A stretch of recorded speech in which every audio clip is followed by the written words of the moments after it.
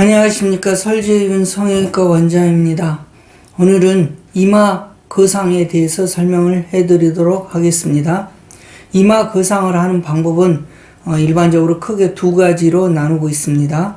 한 가지는 내시경을 이용해서 이마를 거상하는 경우, 내시경을 이용해서 이마를 거상한다는 것은 중앙부에다가 1.5cm 절개, 눈꼬리 중심으로 해서 양쪽에 1.5cm 절개, 그리고 양 측면에 1cm의 작은 절개창, 이렇게 5군데의 절개창을 이용해서 한 손으로는 내시경을 보는, 이게 이제 일종의 내시경이라고 하면 내시경 끝이 이렇게 돼 있어요. 그러면 이 끝에서 내시경으로 이렇게 보고, 그 다음에 오른손으로 또는 다른 한 손으로 이렇게 속살을 이렇게 이 피부를 전체적으로 떠 올리죠. 마치 풍선이 이렇게 부풀리듯이 여기 눈썹에서부터 여기 측면까지 해서 전체를 부풀린 다음에 그 머리뼈에다가 그 녹는 나사를 머리뼈에다가 홈을 내서 녹는 나사를 거기에 박아놓고, 그 다음에 이걸 억지로 끌어올려서 이제 풍선처럼 이렇게 흔들거리니까 여기 위로 외피를 당겨서 거기 못에다가 칵 찍어 박아놓는 그런 거상 수술이 있고요. 아니면 완전히 여기서부터 여기까지 절개를 해서 이거 속 안에 있는 심한 내천자 주름 있죠? 그런 것도 많이 절제해서 내천자 주름도 적게 생기게 만들어주고, 그 다음에 눈꼬리 이쪽에 피부도 많이 속에서 박리를, 안와골, 얼굴, 여기 뼈 있는 데서 안쪽으로 전체적으로 박리하고, 그래서 이렇게 쭉 당겨서 늘어나던 피부를 잘라낸 다음에 봉합해주는 그런 이마 거상 수술이 있겠습니다. 그러면 내시경과 두피를 절개하는 것에서 큰 차이점은 뭐냐? 첫째, 내시경을 사용하게 된 경우는 특별한 절개가 많이 필요치 않기 때문에 일단 수술적으로는 간편하다라고 할 수 있죠. 그렇지만 박리나 또 전체적인 거상에서는 조금 효율성은 떨어지는 것 같아요. 왜냐하면 저는 두 가지를 다 해보니까 알겠어요. 그리고 두피를 완전히 절개했을 때는 어떠냐, 거상 효과가 훨씬 더 크다는 것은 제가 확실하게 말씀드릴 수 있습니다.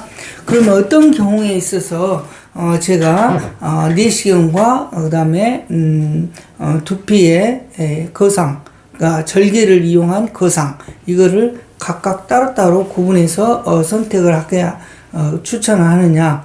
첫째는 이 수술을 받아들이는 환자의 마음 자세가 그냥 절개창을 해서 오면은 간단하다 이렇게 해서 쉽게 받아들이는 그런 성품이에요. 그리고 두피 절개를 완전히 이렇게 한다고 무섭다고 하는 성품이에요. 그러면 그 성품에 따라서 수술을 시행합니다.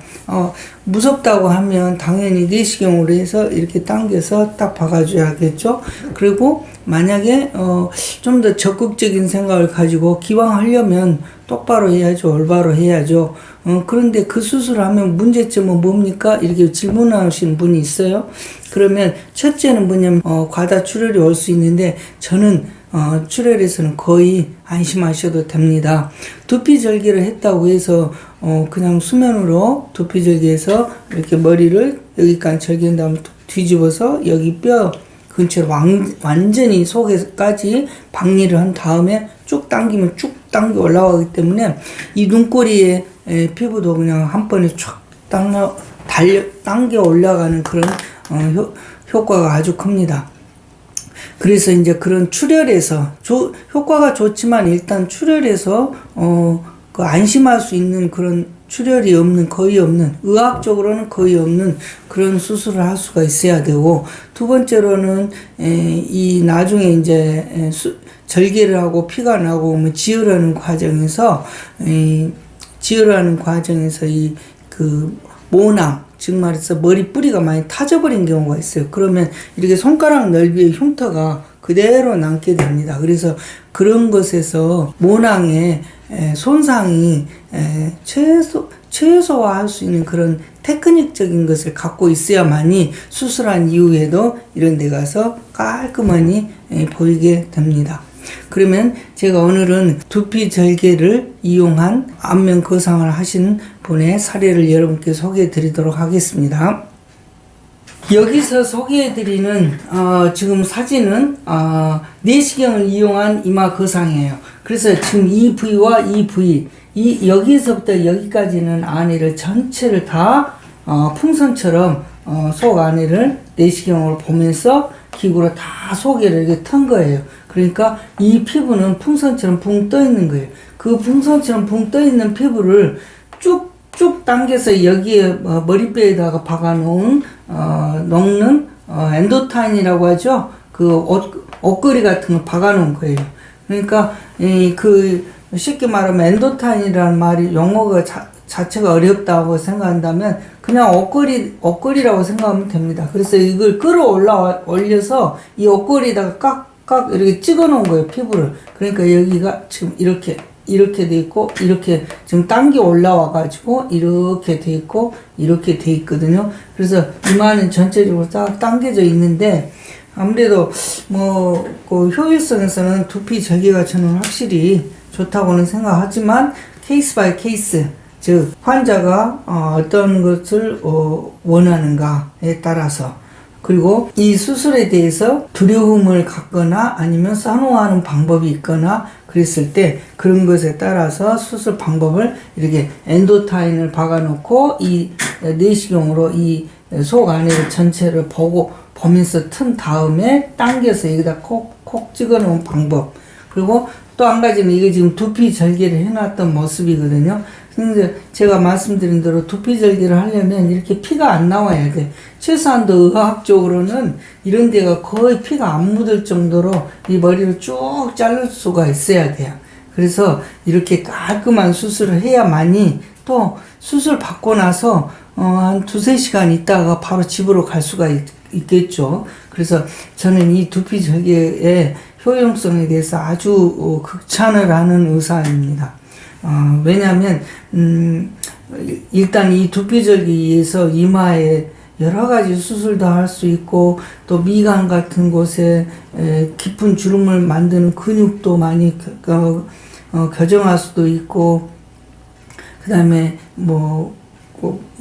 광대뼈도 수술할 수 있고, 이마 앞에 튀어나오는 그 눈썹뼈가 돌출됐다고 하죠. 그런 돌출된 눈썹뼈, 이게 너무 심한 경우는 좀 보기 싫거든요. 그런 것도 잘라서 다시 평평하게 만들 수도 있죠. 그렇기 때문에 이 두피 절개는 수술을 대부분 깊이 하거나 해보지 않은 경험이 거의 일천하거나 거의 없는 그런 분들이 대개는 두피 절개에 대해서 혐오하듯이 얘기하는데, 항상 저는 그렇게 생각해요. 수술이라는 것은 자기가 특히 성형수술은 자기가 아는 수준에서 또 할 수 있는 능력에서만이 평가를 해요. 그 이상을 조금 더 높은 수술을 하면 그건 위험한 수술이다라고 말해버리고 그런 경향이 있는 것 같아요. 그래서 하여튼 이런 두피 절개가 굉장히 저는 효용성이 있다고 생각해요. 그 다음에 이렇게 이제 다 한 다음에 이쪽에 이제 벌써 봉합을 했는데 이렇게 쭉 당겨와서 이렇게 필요한 것만큼 잘라내거든요. 지금 여기 보면 여기서부터 여기까지 잘라내야겠네요. 이렇게 잘라내고 다시 이런 식으로 이쪽에 봉합해 놓은 것처럼 쭉 봉합하게 되면 아무래도 수술 효과가 굉장히 큽니다. 그래서 이제 수술하기 전에는 이렇게 보면 이 눈꼬리 살을 보면 알아요. 이쪽에 보면 완전히 접혀져 있고 쌍꺼풀도 거의 다 이렇게 내려와 있고, 그 다음에 이마의 주름도 깊은데 여기서는 굉장히 쌍꺼풀도 이렇게 뚝 올라왔거든요. 이 쌍꺼풀 모습을 보면 여기 있는 쌍꺼풀하고 여기 있는 쌍꺼풀이 달라요. 그 다음에 여기 아까 이마의 깊은 주름들도 많이 개선되고, 특히 눈꼬리 쪽, 이 눈꼬리 쪽을 보시면요, 여기 이렇게 깊었던 또는 굉장히 밑으로 쭉 내려왔던 눈꼬리의 선이 이렇게 깔끔하게 정리된 것을 볼 수 있어요. 그래서 이거를 좀 더 근접 촬영해서 봤을 때 이렇게 뭐 심지어 이런데도 미간도 그렇지만 눈과 눈 사이에 여기도 보면 처져 내려와서 여기서 깊은 골이 생길 정도고 여기도 이렇게 됐거든요. 결국 처져 내려온 살은 다 여기에서 일종의 증상으로 다 보이는 거예요. 증상으로. 그랬는데 수술하고 나서 보니까 이런 눈꼬리 쪽 이런 쪽이가 많이 좋아지고 이마도 좋아졌어요. 이걸 두장배기를 이렇게 딱 봤더니 이쪽과 이쪽에서는 이렇게 큰 차이가 있는 것을 볼 수가 있겠죠. 특히 이런 눈꼬리 쪽에 보면 이렇게 깊은 주름, 이런 깊은 주름이 거의 없어졌어요. 그 다음에 이 부분에 이렇게 깊게 내려왔고 여기가 옆으로 생겼던 것도 그냥 선으로만 남을 정도예요. 그래서 저는 이마 거상을 할 때 있어서도 저는 가능하면 좀 더 확실한 방법을 많이 추천하고 있습니다. 그렇게 했다고 해서 여기에 이마 절개선 라인에가 흉터가 너무 심하거나 또는 탈모가 너무 심해서 영구한 탈모가 남거나 이런 경우는 거의 없다고 생각해요.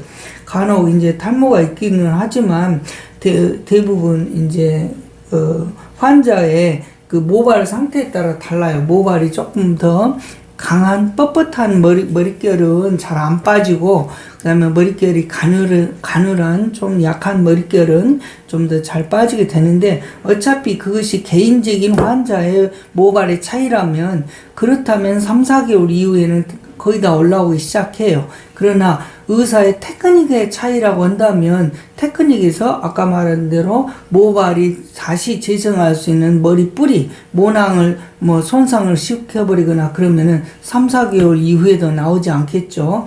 그래서 그런 것은 테크니컬한 차이에 있어서는 거의 없기 때문에 저는 개인적인 차이라고 한다면 조금 기다려서 3, 4개월 이후에는 거의 다 나올 것입니다 라고 얘기를 하고요.